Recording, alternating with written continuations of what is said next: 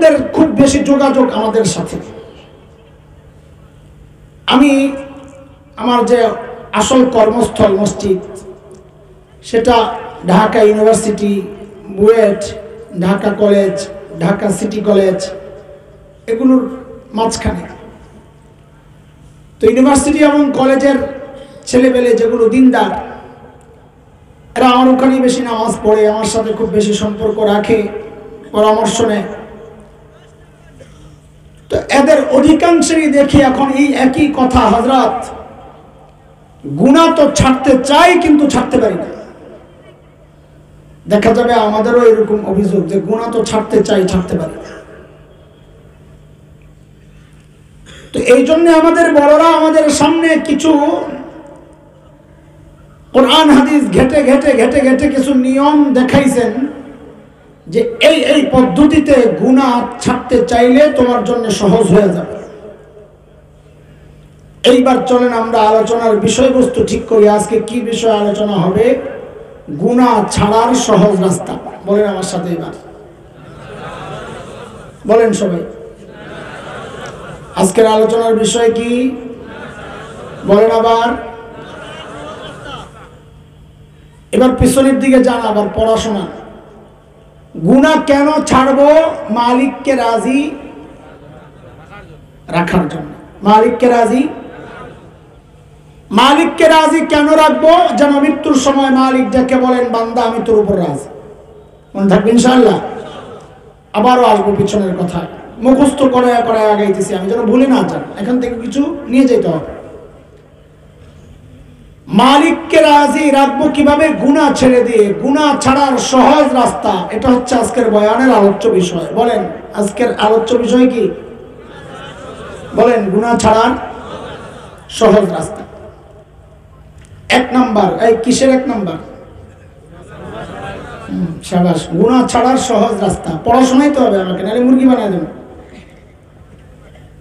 গুনাহ ছাড়ার সহজ রাস্তা বুঝেন, বুঝেন। এই যে এখানে বসে আছেন, গুনাহ করতেছেন, গুনাহ যে ছাড়ছেন কষ্ট লাগতেছে, তাইলে বোঝা গেল এখানেও একটা কারণ আছে, যে কারণের কারণে আমরা গুনাহ তো ছাড়ছি কিন্তু আমাদের কষ্ট লাগে না। সেই কারণটা কি? বুজুর্গানে কেরাম বলেন সেই কারণ স্পষ্ট এবং এটা খুব কার্যকরী কারণ। সেটা হচ্ছে নেককাররা যখন একসাথে থাকে তখন গুনাহ ছেড়ে দেওয়া সহজ হয়ে যায়। এই জন্য আমাদের বড়রা বারবার তাকিদ দিয়েছেন, আরে আল্লাহর বান্দা, গুনাহ যদি ছাড়তে চাও, একজন আল্লাহওয়ালা হক্কানি পীর বুজুর্গের সাথে সম্পর্ক রাখো, তার কাছে বারবার আসা যাওয়া করো। আল্লাহওয়ালার সুহবতে গেলে দিল চেঞ্জ হয়ে যায়, গুনাহ ছেড়ে দেওয়া তখন সহজ হয়ে যায়। আমি দুইটা উদাহরণ দিলে বুঝবেন ইনশাআল্লাহ। এই যে আমার মাথার টুপিটা, বলেন তো এটা আল্লাহওয়ালা না আল্লাহওয়ালার পোশাক?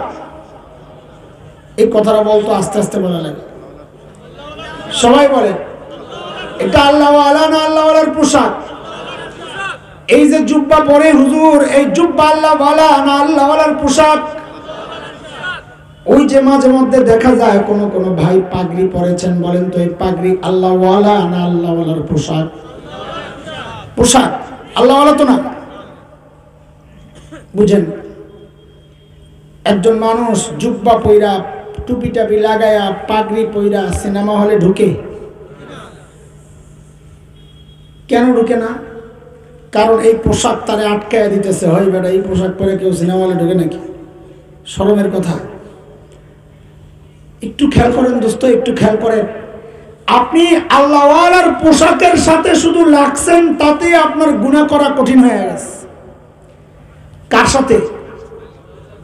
আল্লাহওয়ালার সাথে না। কার সাথে? পোশাকের সাথে লাগছেন, তাতেই গুনাহ করা কঠিন হয়ে গেছে। তাহলে আপনি যদি একজন আল্লাহওয়ালার সাথে কাছে আসেন, তাইলে আপনার জন্য তো গুনাহ করা অসম্ভব হয়ে যাবে। শুধু পোশাকের সাথে লাগার কারণেই তো গুনাহ করতে পারতেছেন না। আমাদের অনেক আধুনিক ভাই আছেন, যাদের বেশিরভাগের ওস্তাদ হচ্ছে ফজিলাতুল শেখ আল্লামা মুফতি ইন্টারনেট লানাতুল্লাহি আলাইহি। আসনা ওনানি ভাই, যারা কোরআন হাদিস গ্রহণ করে কার থেকে ফতোয়া জিজ্ঞেস করে কারে? মুফতি গুগল সাহেব, হযরত মুফতি ফারুক সাহেব না কি সাহেব? গুগল সাহেব। মুফতি গুগল সাহেবের কাছে ফতোয়া জিজ্ঞেস করে এমন ভাই আছে না? আরে কথা বল। চিনি আমরা তো করে। ওই ভাইরা বেশিরভাগ এই সমস্ত পীর মুরিদের ব্যাপারে এদের খুব অ্যালার্জি। পীর মুরিদি শুনলে, দাওয়াত তাবলীগ শুনলে শিরক বেদাত আসেনি। অবৈজ্ঞানিক কথাবার্তা এগুলো আল্লাহ আল্লাহর কাছে গেলে দিল চেঞ্জ হয়, এগুলো বলে অবৈজ্ঞানিক কথাবার্তা। তো আমি একটা উদাহরণ দিই, দেখেন তো কোনটা বৈজ্ঞানিক আর কোনটা অবৈজ্ঞানিক, একটু শোনেন আপনারা। আমার নানা বাড়িতে একটা তেঁতুল গাছ ছিল, এখন নাই, কেটে ফেলছে, অনেক বড় তেঁতুল গাছ। ওই গাছের তেঁতুল এত সুস্বাদু ছিল, আজীব টক মিষ্টি, একটা আলাদা ফ্লেভার। বিশেষ করে যখন পাকা পাকা ভাব হয়, একটু একটু নরম হয়, আরে কি যে মজা। তা আমরা যখন নানা বাড়িতে যেতাম ছোটবেলায়, তা আম্মা মানা করতেন, এই তেঁতুল খাওয়া যাবে না, ব্রেন কমে যাবে। আচ্ছা বলেন তো, নানা বাড়িতে কোনো ফতুয়া চলে? আর বলেন না, নানা বাড়িতে কোনো আইন চলে? কোনো আইন চলে না। আমরা আম্মাকে পাল্টা বুঝাইতাম, আম্মা হুজুররা বলেছেন মিসওয়াক করলে ব্রেন বাড়ে, তেঁতুল খায়া যদি একটু কমে ওটার আবার পরে ব্যালেন্স করে ফেলাম না ইনশাল্লাহ মিসওয়াক কইরা। তারপরও মা খেতে দিতেন না। তো আমরা কি করতাম, গোপনে নানুর ঘর থেকে প্লেট নিলে তো ধরা পড়বো, দেখা যায়, ছুরি একটা নিয়ে নিতাম গোপনে। আর নানু ওই যে মরিচ পোড়া দিয়ে রাখতেন তেলের সাথে ইয়ে করে, বয়মের মধ্যে রেখে দিতেন। শাক শুক রান্না করলে ওখান থেকে নিয়ে নগদে খেয়ে নিতেন, খুব মজা লাগে। ওখান থেকে 2-3টা মরিচ, একটু লবণ আর একটু ধনিয়া পাতা লয়ে আউট, জঙ্গলে যেতেন। যে কলা পাতা কাইটা, কলা পাতা সুন্দর করে ধুয়ে, ওই তেঁতুল পাইরা ধুয়া, ওই যে ধনিয়া পাতা ওগুলো কিচি কিচি কিচি কিচি করে কাটতাম। এরপর তেঁতুল গেলে সুন্দর করে কিচি কিচি কিচি কিচি কাটতাম। কাটার সময় তো তেঁতুলের রস বাইরে, জিভ বাইর লড়ে। এরপর ওই লবণ, ধন্যবাদ, আর মরিচ আর ওই তেঁতুল একসাথে সুন্দর করে মাখাইতাম। ওই মাখানোর সময় হাত তো কয়েকবার গেছে গা। আরে কি যে মজা। ভর্তা বানানো শেষ, এইবার একটু একটু করে খাও সবাই। আয় হায় হায়, পুরা মুখে রস আর রস।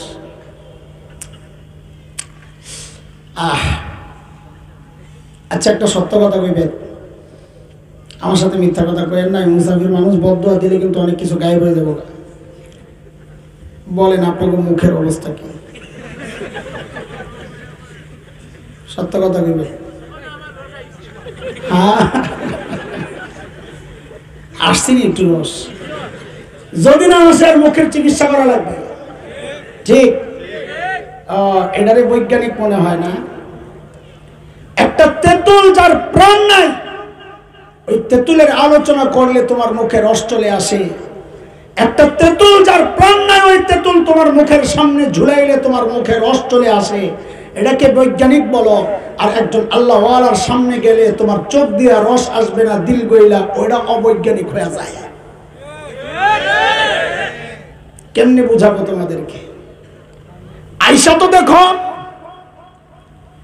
আয়েশা তো দেখো,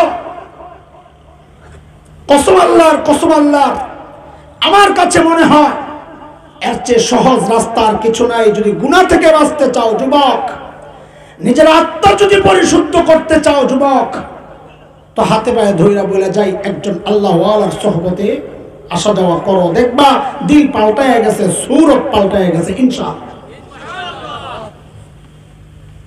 এটা হচ্ছে গুনাহ ছাড়ার 1 নম্বর সহজ রাস্তা, মনে থাকবে ইনশাআল্লাহ। 1 নম্বর রাস্তার নাম কি? আল্লাহ ওয়ালার সোহবত। বলেন আজকের বয়ানের আলোচ্য বিষয় ঠিক করেন, আবার বলেন আমার সাথে। গুনাহ ছাড়ার 1 নম্বর রাস্তা আল্লাহ ওয়ালার। গুনাহ কেন ছাড়বো? আল্লাহকে রাজি রাখবো রাখবো কেন? যেন মৃত্যুর সময় আল্লাহ ডেকে বলেন বান্দা আমি তোর উপর রাজি। মনে থাকবে তো ইনশাআল্লাহ? ইনশাআল্লাহ। আচ্ছা, এইবারের কথাগুলো একটু বেশি মনোযোগ দিয়ে শোনো। গুনাহ ছাড়ার 2 নাম্বার সহজ রাস্তা। এই যুবক ভাই আমার, যখন গুনাহ করবা, যখন গুনাহ করতে মনে চাইবে, তখন একবার শুধু ভাবো আরে আমি একটা ছোট্ট বাচ্চার সামনে গুনাহ করতে চাই না, লজ্জা লাগে। আমি আমার সন্তানের সামনে গুনাহ করতে চাই না, লজ্জা লাগে। আমি আমার মা বাবার সামনে গুনাহ করতে চাই না, লজ্জা লাগে। আমি আমার শ্বশুর শাশুড়ির সামনে গুনাহ করতে চাই না, লজ্জা লাগে। একা একা ঘরের মধ্যে দরজা জানালা আটকায়া একা একা গুনাহ করি, আর ভাবি দুনিয়ার কেউ আমাকে দেখে না। অথচ মালিক তখন ডেকে বলেন আলাম ইয়ালাম বিআন্নাল্লাহা ইয়ারা, সে জানে না আমি আল্লাহ তার দিকে তাকায় রইছি। দুনিয়ার মানুষকে তুমি লজ্জা পাও, অথচ তোমার খালিক তোমার দিকে তাকায় আছেন। আমি আর আপনি যেন মনে মনে এই চিন্তা না করি যে আল্লাহ তাকায় আছেন, হয়তো মনোযোগ নাই। এমনও তো অনেক সময় হয় একদিকে তাকায় আছে, মন আরেক দিকে, হয় কি হয় না? কথা বলে না? আল্লাহ বলেন বান্দারে আমি কিন্তু অমনোযোগী হয়ে তাকাই না। ইন্না রাব্বাকা লাবিল মিরসাদ। মিরসাদ বলা হয় শিকারী যখন শিকার করতে যায়, চূড়ান্ত সতর্কতার সাথে ওত পেতে থাকে, সময় হইলে খাপ করে ধরে ফেলে। এটাকে আরবিতে বলে মিরসাদ। আল্লাহ বলেন ইন্না রাব্বাকা লাবিল মিরসাদ। এর বান্দা আমি কিন্তু ওত পাইতা রইছি, সময় হইলে যে কোনো মুহূর্তে তোরে খপ করে ধরে ফেলতে পারি। এ ভাই আমার বন্ধুরা, গুনাহ করার সময় একবার তো ভাবো আমাকে আমার মালিক দেখতেছেন। কে দেখেন? চিল্লায়া কে দেখেন? মালিক তাকায় আছেন। কেমনে তাকায় আছেন? সরাসরি তাকায় রইছেন। আরে ভাই আমার, মালিক সরাসরি শুধু তাকায়া থাকেন না, মালিক পেছন থেকে মায়া করে ডাকতে থাকেন। কি বলে ডাকেন? এরে হাসান জামিল, তুই আমার নাফরমানি কেন করতেছস রে? আরে তোরে কত কত নিয়ামত দিয়ে আমি সাজাইলাম, কার ধোকায় পইরা তুই আমারে ভুলে গেলি রে হাসান জামিল? কুরআন আল কারীমের মধ্যে সূরা ইনফিতারে মালিক এটা জানায়া দিয়েছেন। কি বলে ডাকেন? ইয়া আইয়ুহাল ইনসান মা গররাকা বিরাব্বিকাল কারীম।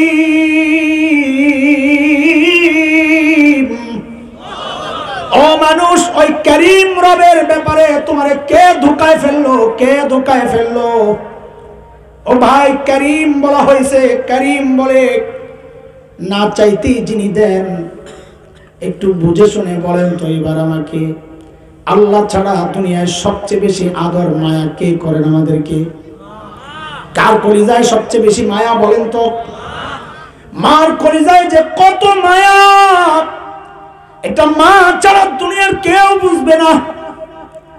ওই জন্যই তো বাবার মায়ের মাসআলা আলাদা। কোন সন্তান যদি বাবা মায়ের আগে ইন্তেকাল করে, মাসআলা কি?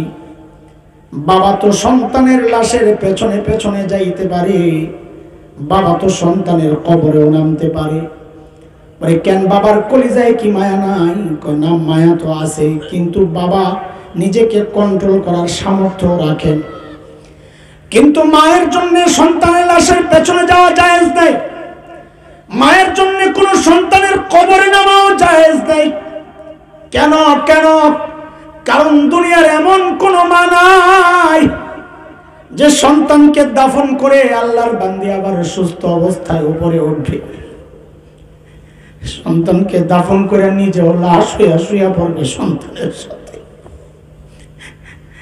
এরে ভাই, আমি শুধু একটু জানতে চাই, বলেন তো মার কলিজায় যে এত মায়া কেন? মা আমার চোখ বানাইছেন, আমার নাক বানাইছেন, আমার জিহ্বা বানাইছেন, আমার কান বানাইছে না হাত পাও বানাইছে? কি বানাইছে? আরে বলেন না, মা আমার কি বানাইছে? মার কলিজায় এত মায়া, কিচ্ছু না বানায় শুধু ভাড়াটিয়ার মতো কিছুদিন পেটের মধ্যে ধারণ করেছেন, লালন করেছেন, তাতেই মার কলিজায় এত মায়া। আরে তাইলে যে আল্লাহ আমার চোখ বানাইছেন, ওই আল্লাহর কত মায়া। যে আল্লাহ আমার কান বানাইছেন, ওই আল্লাহর কত মায়া। যে আল্লাহ আমার হাত পাও বানাইছে, ওই আল্লাহর কত মায়া। মালিক ওই মায়ার শব্দ দিয়ে আমি আর তুমি যখন গুনাহ করি ডাকতে থাকেন, ডাকতে থাকেন, ইয়া আইয়ুহাল ইনসান মা গররাকা বিরাব্বিকাল কারীম। এর মানুষ, ওই করিম রবের ব্যাপারে তোরে কে রে ধোকায় ফেললো? রে বান্দা, তুই যে চোখ দিয়া গুনাহ করস, ওই চোখ তো তোরে ওই নায়ক নায়িকা দেয় নাই, আমি আল্লাহ দিয়েছি। যে কান দিয়ে তুই গুনাহ করস, ওই কান তো গায়ক গায়িকা দেয় নাই, ওই কান তো আমি আল্লাহ দিয়েছি। আমার আল্লাহর দেওয়া কান, আল্লাহর দেওয়া চোখ, এই আল্লাহর দেওয়া অঙ্গ প্রত্যঙ্গ দিয়া তুই আমার নাফরমানি করতেছস কেন রে বান্দা? কেন করস তুই? বান্দা যদি প্রশ্ন করে, আল্লাহ, মুফাসসিররা বলেছেন কারীম তো ওই সত্তা যিনি না চাইতেই দেন। ওগো মালিক, আপনি আমারে না চাইতে কি দিছেন? আল্লাহ যেন পরের আয়াতেই বলে দিচ্ছেন না চাইতে কি দিছি। আল্লাযী খালাকাকা ফাসাওয়াকা ফাআদালাক ফি আই সূরাতিন মা শাআ রাক্কাবাক।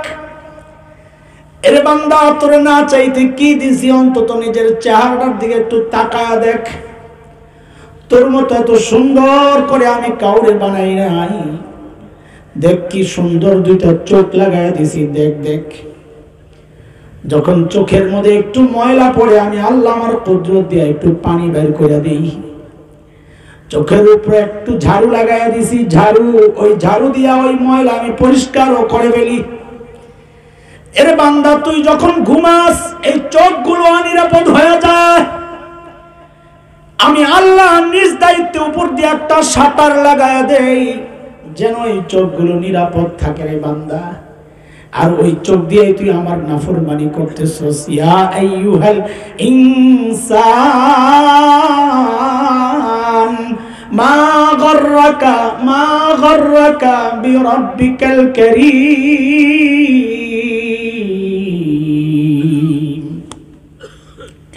আরে ভাই যুবক, গুনাহ করার সময় একবার তো ভাবো, আমার মালিক তাকায়া তাকায়া আমারে ডাকতেছেন, তুই কেন গুনাহ করিস?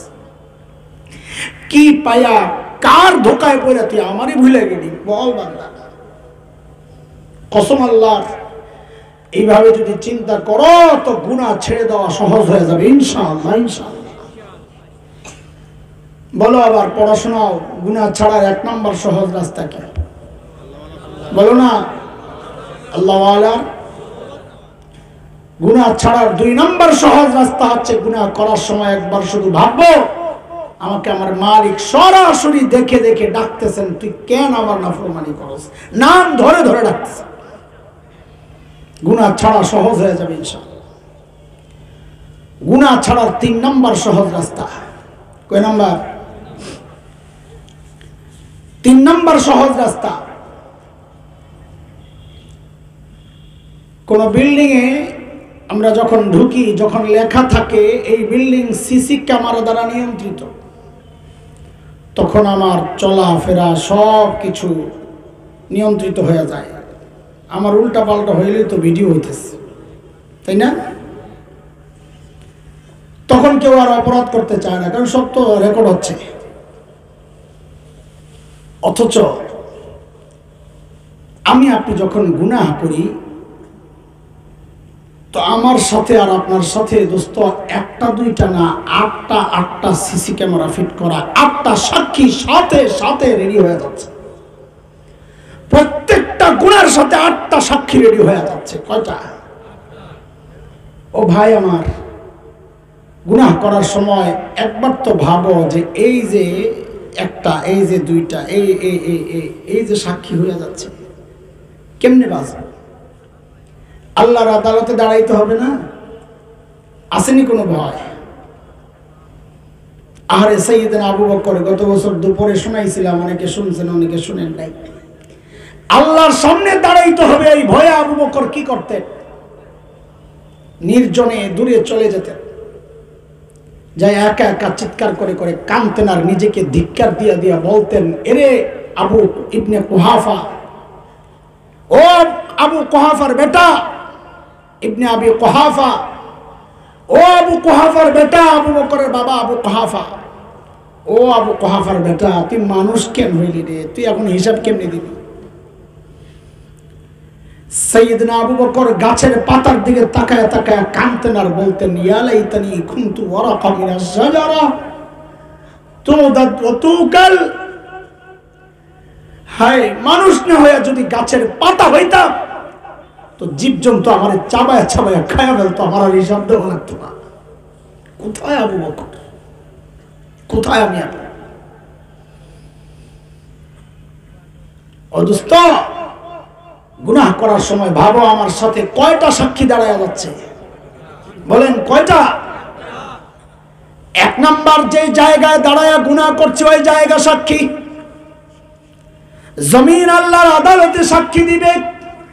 কোরআন বলছে, ইয়াউমা ইযিন তুহাদ্দিসু আখবারাহা বিআন্না রাব্বাকা আওহা লাহা। জমিন কথা বলবে, আল্লাহ আমি সাক্ষী।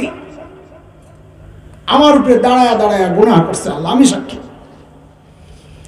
যাও কই যায় গুনাহ করবা তুমি, কিন্তু খবরদার জমিন যেন সাক্ষী দিতে না পারে। জমিন যেন সাক্ষী দিতে না পারে। তুমি মনে মনে ভেবো না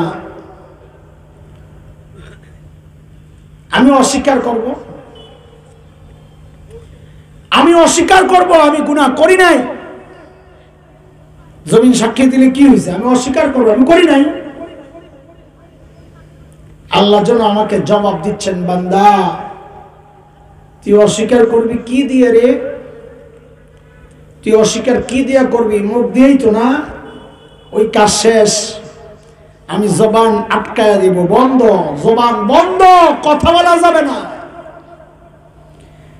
একটা একটা সাক্ষী তখন কথা বলতে থাকবে। 2 নাম্বার সাক্ষী কোরআন বলে, সূরা ইয়াসিনের মধ্যে আসছে, আল ইয়াউমা নাখতিমু আলা আফওয়াহিহিম ওয়া তুকাল্লিমুনা আইদিহিম ওয়া তাশহাদু আরজুলুহুম বিমা কানু ইয়াকসিবুন। হাত কথা বলবে, হাত, আল্লাহ এই হাত দিয়ে আমি গুনাহ করছি, আল্লাহ আমি সাক্ষী। যাও হাত থেকে নিজের গোপন করে তারপরে গুনাহ করো, যাও। তোমার হাত যেন টের না পায়। পাও কথা বলবে, পাও। ওয়া তাশহাদু আরজুলুহুম বিমা কানু ইয়াকসিবুন। পাও কথা বলবে, সাক্ষী দিবে, আল্লাহ এই পাও দিয়া হেঁটে হেঁটে আমি যা গুনাহ করছি, আল্লাহ আমি সাক্ষী। বলে মাঝে মধ্যে রাস্তায় এমন ফকির দেখা যায়, ভিক্ষুক, যার হাতও নাই পাও নাই, আছেন এরকম, হাত পাও নাই কাটা। বলে তার সাক্ষী কে দিবে? তাইলে আল্লাহ যেন সেই জবাবও দিচ্ছেন যে খালি হাত পাও সাক্ষী দিবে তা না, তোমার কান সাক্ষী দিবে, তোমার চোখ সাক্ষী দিবে, তোমার চামড়াও সাক্ষী দিবে। আয়া সূরা হামিম আস-সাজদার মধ্যে মালিক বলেন, হাত্তা ইযা মা জাউহা শাহিদা আলাইহিম সামউহুম ওয়া আবসারুহুম ওয়া জুলুদুহুম বিমা কানু ইয়ামালুন।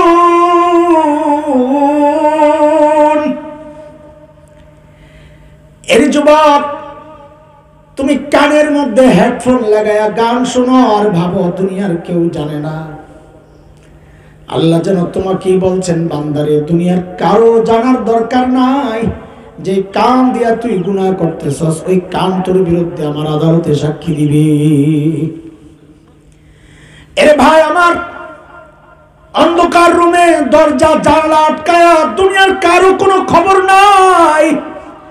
একা একা ব্লু ফিল্ম দেখো, একা একা ন্যাংটা ছবি দেখো আর ভাবো দুনিয়ার কেউ জানে না। আল্লাহ বলেন, বান্দারে কারো জানার দরকার নাই, কারো জানার দরকার নাই। যেই চোখ দিয়া তুই গুনাহ করতেছস, ওই চোখ তোর বিরুদ্ধে আমার আদালতে সাক্ষী দিবে।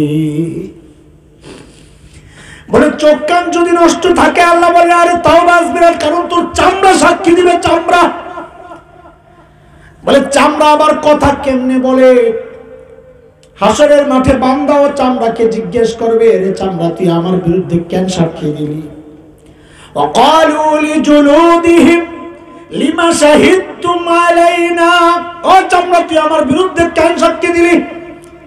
চামড়া কথা বলবে, আনতাকানাল্লাহুল্লাযী আনতাকা কুল্লা শাই, যে আল্লাহ তোমাকে কথা বলার ক্ষমতা দিয়েছেন, ওই আল্লাহ আমাকেও কথা বলার ক্ষমতা দিয়ে তোমার বিরুদ্ধে সাক্ষী দেওয়ার হুকুম করেছেন, আমি করব কি? রে দোস্ত, কেমনে বাঁচবা একটু চিন্তা তো করো, কেমনে বাঁচবা একটু চিন্তা করো। সাক্ষী এখনো শেষ হয় নাই, কয়টা গেল? জমিন, পা, হাত, কান, চোখ, চামড়া, কয়টা গেল বলো? কথা বলে না? 6টা। কয়টা?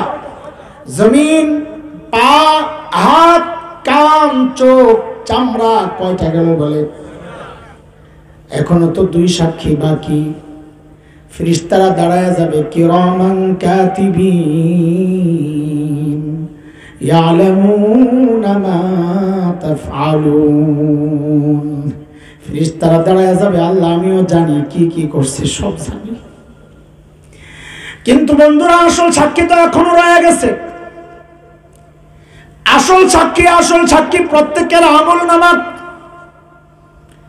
এই জন্য আল্লাহ নবী আলাইহিস সালামকে ডেকে বলেছেন, হাবিব, যখন অপরাধীদের সামনে আমলনামা পেশ করা হবে, আপনি দেখবেন অপরাধীরা ভয়ে তখন থরথর করে কাঁপতে থাকবে। সূরা কাহফের মধ্যে আসছে, মালিক বলেন, ওয়াউদিআল কিতাব ফাতারাল মুজরিমিনা মুশফিকিনা মিম্মা ফীহি, অপরাধীদের সামনে আমল পেশ করা হইলে ভয় দেখবেন থরথর করে কাঁপতে থাকবে। কি বলবে? চিৎকার করে করে কাঁদবে আর বলবে, মালি হাযাল কিতাব লা ইউগাদিরু সগীরা ওয়ালা কাবীরাতান ইল্লা আহসাহা। এটা কেমন আমল নামা? আমার একটা ছোট গুনাহও ছোটে নাই, একটা বড় গুনাহও ছোটে নাই। এখন আমার উপায় কি হবে? আওয়াজ আসবে, এখন আর কোনো উপায় নাই। হাত পাতো, বাম হাত দাও। কোন হাত বলেন? কোন হাত? বাম হাত দাও, বাম হাত দাও। আমলনামা গ্রহণ করো। বাম হাত পাতবে বলেন না, ওই বাম হাতের পেছন দিয়ে নিয়ে কলিজা ছিদ্র করে তারপরে সামনে। যেই না বাম হাত পেছন দিয়ে নিয়ে কলিজা ছিদ্র করে সামনে পাতবে, আমলনামা যখন বাম হাতে দিবে তখনই তো দিবে চিৎকার। কি বলে? কোরআনে আসছে সূরা হাক্কা, ওয়া আম্মা মান উতিয়া কিতাবাহু বিশিমালিহি ফায়াকুলু ইয়া লাইতানি লাম উতা কিতাবিয়া। যারা আমলনামা বাম হাতে দেওয়া হবে, পায়াই তো দিবে চিৎকার, আহারে আমলনামা যদি আমার হাতে না দেওয়া হইতো। ওয়ালাম আদরি মা হিসাবিয়া, আমি জানি না আমার হিসাব কি হবে। ইয়া লাইতাহা কানাতিল কাদিয়া, মৃত্যু পর্যন্তই যদি সব শেষ হয়ে যেত। দুনিয়ায় টাকা পয়সা দিয়ে বিচার পাল্টাইতাম। ও টাকাওয়ালারা শোনো শোনো, সেদিন চিৎকার করে করে কাঁদতে হবে আর বলতে হবে, মা আগনা আন্নি মালিয়া, আমার মাল আমারে বাঁচাইতে পারতেছে না। ও ক্ষমতার দাপটেরা শোনো শোনো, ক্ষমতার দাপটে দুনিয়ার বিচার পাল্টাও। সেদিন চিৎকার করে করে কাঁদতে হবে আর বলতে হবে হালাকা আন্নি সুলতানিয়া, আরে আমার ক্ষমতাও তো শেষ, এখন আমারে কে বাঁচাবে, আমি কেমনে বাঁচবো। আওয়াজ আসবে, ফেরেশতাদেরকে আল্লাহ হুকুম করবেন, এখন আর চিল্লানোর সুযোগ দেওয়ার সুযোগ নাই, এদেরকে ধরো, খুযুহু ফাগুল্লু, এদেরকে ধর, বেড়ি পড়া, বেড়ি পড়া, সুম্মাল জাহিমা সাল্লু, টেনে হেসে নিয়ে জাহান্নামে ফেলা, সুম্মা ফি সিলসিলাতিন যারউহা 70 যিরাআন ফাসলুকু, জাহান্নামে 70 গজ শেকল দিয়া পেঁচায়া। কেমনে পেঁচাবে? আব্দুল্লাহ ইবনে আব্বাস রাদিয়াল্লাহু তাআলা আনহুমার রিওয়ায়াত, ওই শেকলের এক মাথা নাকের ছিদ্র দিয়া ঢুকাইয়া আরেক মাথা পায়খানার রাস্তা দিয়ে বের করে চাইনা চাইনা জাহান্নামে নেওয়া হবে। এরে ভাই আমার, এরে বন্ধু, গুনাহ করার সময় একবার তো ভাবো আমলনামা আল্লাহর সামনে দাঁড়াবে, একবার তো ভাবো ফেরেশতারাও আমার বিরুদ্ধে, আমার অঙ্গ প্রত্যঙ্গ আমার বিরুদ্ধে, জায়গাও আমার বিরুদ্ধে, এতগুলা সাক্ষী আমার বিরুদ্ধে দাঁড়ায় গেলে আমার তো বাঁচার কোনো উপায় থাকবে না। গুনাহ করার সময় একবার শুধু চিন্তা করো, আহারে যে হাত দিয়া গুনাহ করতেছে এই হাত সাক্ষী দিবে, যে চোখ দিয়া গুনাহ করতেছি ওই চোখ সাক্ষী দিবে, যে কান দিয়া গুনাহ করতেছি ওই কান সাক্ষী দিবে, যে চামড়া আমার শরীরের সাথে লাগা ওই চামড়া সাক্ষী দিবে, যে জমিনে দাঁড়ায়া গুনাহ করতেছি ওই জমিনও সাক্ষী দিবে। বাঁচার কোনো উপায় থাকবে না। গুনাহ ছাড়ো। যুবক, তোর পাগুলো আমার সামনে এনে ধর, আয় আয়, তোর পাউডি দিয়ে আমি তোর পায়ের মধ্যে হাতটা রাখি রে বাপ। ভাই আমার, তুই গুনাহ ছাড়, গুনাহ ছাড়। এ বাপ, চুল পাইকা সাদা, দাড়ি পাইকা সাদা, এখনো গুনাহ করো, ছাড়বা কবে বলো? কবে ছাড়বেন গুনাহ? মরার পর।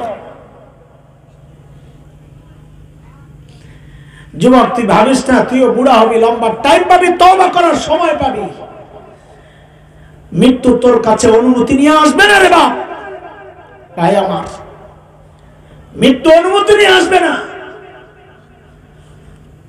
যে কারো মৃত্যু যে কোনো মুহূর্তে আসতে পারে, কে জানে, কে জানে। এই মজলিসে এমন মানুষ থাকতে পারে যার কাফনের কাপড়টুকু দোকানে চলে আসছে, তার খবর নাই। এমনও তো হইতে পারে কালকে খবর পাইতে পারো বয়ান করে গেছে মাওলানা হাসান জামিল তো দুনিয়ায় নাই, গেছে। কার কখন ডাক পড়ে বলা যায় না। ডাক পড়ার আগে নিজেকে শুধরাও, গুনাহ ছাড়ো, গুনাহ ছাড়ো। আজকে তিনটাই সবক দিলাম যেন হারায় না যায়। গুনাহ ছাড়ার কয়টা সহজ রাস্তা বলেছি বলো? এক নাম্বার, আল্লাহ ওয়ালার সাথে সম্পর্ক রাখা, নেককারদের সাথে চলা, তো গুনাহ ছেড়ে দেওয়া সহজ হবে ইনশাআল্লাহ। দুই নাম্বার, গুনাহ করার সময় ভাববো আমাকে কে দেখতেছেন? আমার মালিক দেখতেছেন, সরাসরি আমার দিকে তাকায় তাকায় আমাকে ডাকতেছেন। তিন নাম্বার, গুনাহ করার সময় একবার ভাববো যে আমার প্রত্যেকটা গুনার জন্য কয়টা সাক্ষী দাঁড়াইতেছে। কয়টা? এক নাম্বার জমিন, বলে মুখস্থ শোনান পড়া পরে ভুলে যাবেন। এক নাম্বার কি? জায়গা যেখানে দাঁড়ায় গুনাহ করতেছি। দুই নাম্বার নিজের পা। তিন নাম্বার হাত। 4 5 6 7 ফেরেশতারা কে?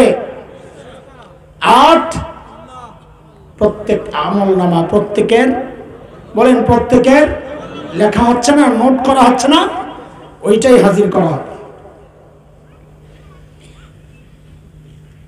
একটা প্রতিজ্ঞা করি ইনশাআল্লাহ, গুনাহ করব না ইনশাআল্লাহ। বলি ইনশাআল্লাহ, গুনাহ করব না ইনশাআল্লাহ। ঠিক আছে ইনশাআল্লাহ? গুনাহ তো করব না, আল্লাহর সাথে প্রতিজ্ঞা করেছিলাম, তারপরে হয়ে গেছে। যদি আবার হয়ে যায় তো আরেকটা 2 নম্বর প্রতিজ্ঞা করি যে গুনাহ রাখবো না। বলি 1 নম্বর প্রতিজ্ঞা কি হয়েছে? বলি না, গুনাহ। 2 নম্বর প্রতিজ্ঞা কি? বলি গুনাহ। গুনাহ করা কঠিন, মুছা সহজ। বলি গুনাহ করা কি?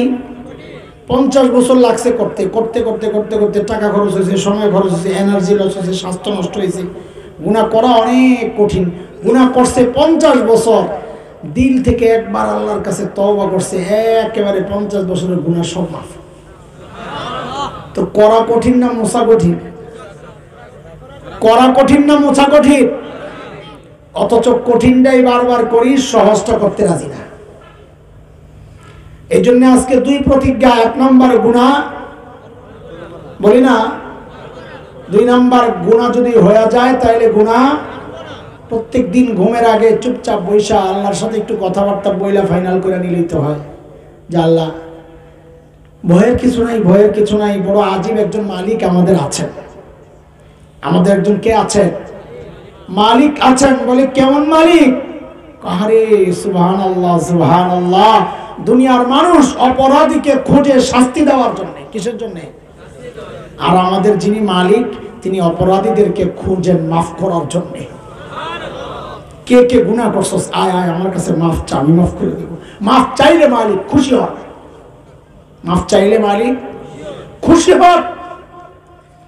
তো এবার বলেন, গুনাহ করা কঠিন না মোছা কঠিন? মোছা কঠিন বলে, করা কঠিন। তো কঠিনটাই আমরা বারবার করি, সহজটা করতে রাজি না। আজকের থেকে সহজটা বারবার করব, কঠিনটা করব না ইনশাআল্লাহ। 2 ওয়াদা। আবার পড়া মুখস্থ একদম পিছন পর্যন্ত যেটুক পড়াইছি পুরোটা এখন মুখস্থ শোনান। আজকের 2টা ওয়াদা। 1 নম্বর গুনাহ করব না। 2 নম্বর ওয়াদা, গুনাহ যদি হয়ে যায় রাখবো না। গুনাহ ছাড়বো কেমনে?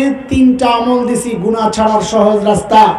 1 হচ্ছে আল্লাহ ওয়ালার সুহবত। 2 নম্বর হচ্ছে গুনাহ করার সময় ভাববো আমাকে আমার মালিক সরাসরি তাকায় তাকায় ডাকতেছেন, তুই কেন গুনাহ করস। 3 নম্বর হচ্ছে গুনাহ করার সময় ভাববো আমার সাথে কয়টা সাক্ষী জুড়ে আছে। প্রত্যেকটা গুনার সাথে কয়টা সাক্ষী? 8টা সাক্ষী। তো আবারও বলি, 2 নম্বর আমরা 2টা ওয়াদা করেছি। 1 নম্বর গুনাহ, 2 নম্বর গুনাহ কেন?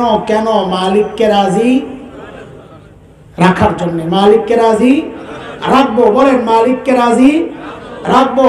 মালিককে রাজি কেন রাখবো? যেন মৃত্যুর সময় মালিক ডেকে বলেন, ইয়া আইয়াতুহান নাফসুল মুতমাইন্নাহ ইরজিই ইলা রাব্বিকি রাদিয়াতাম মারদিয়াহ ফাদখুলি ফি ইবাদি ওয়াদখুলি জান্নাতি।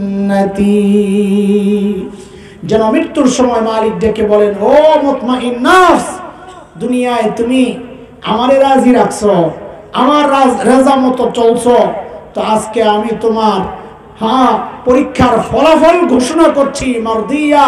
আজকে আমি আল্লাহ তোমার উপর রাজি। এখন পুরস্কার গ্রহণ করো, তুমি আমার স্পেশাল বান্দাদের সাথে জান্নাতে ঢুকে যাও।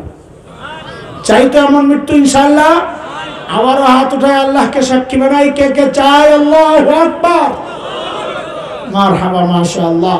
আল্লাহ আমাদের সবাইকে আখিরাতমুখী বানায় দেন, গুনাহমুক্ত জীবন দান করেন।